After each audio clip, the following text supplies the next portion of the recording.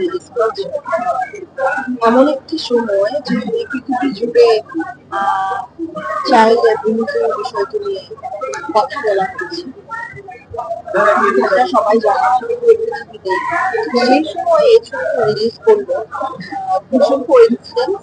এবং একই সাথে আমি বলবো যে সবকিছুর একটি নির্দিষ্ট সময় থাকে, তার আগে আসলে সেটা বেরোলে পরিবর্তন হয়। একদমই। এবং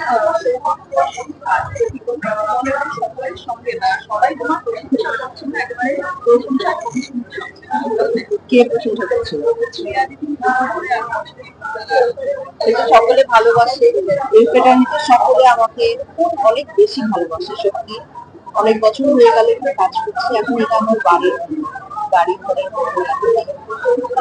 আমার গণমাধ্যমে বন্ধুরাও একইভাবে ভালোবাসে। আমার ভিতরে যতটুকু প্রযুক্তি আছে সেটুকু ছড়িয়ে দেয় সবাই।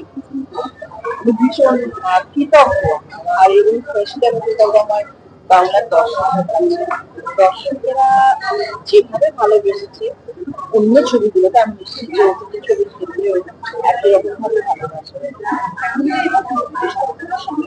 সকলেই পরিচিত এই মুহূর্তে, এবং সেক্ষেত্রে তোমার কি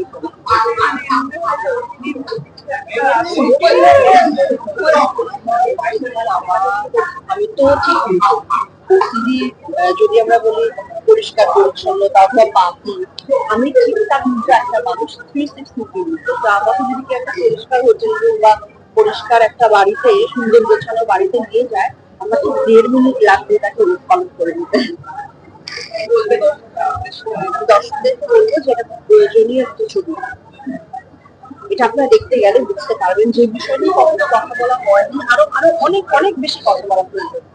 পিজোফিলিয়া সঙ্গে ওসিডিকে জড়িয়ে দেওয়া হচ্ছে, কিন্তু এই পিজোফিলিয়া এমন একটি বার্নিং ইস্যু, বিশেষ করে এখন এই সময়ে দাঁড়িয়ে আমার মনে হয় আমাদের ছবির বাইরে, ছবি যদি নাও দেখে না, তারপরে বলবো যে এই বিষয় নিয়ে কথা বলা উচিত।